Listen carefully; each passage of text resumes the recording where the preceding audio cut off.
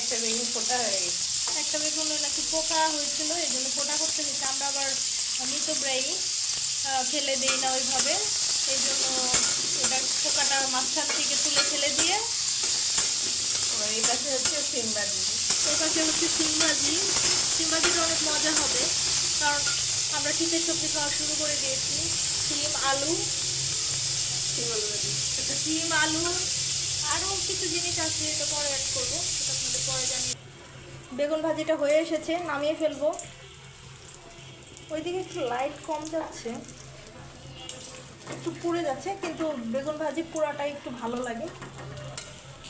নামিয়ে ফেলছি।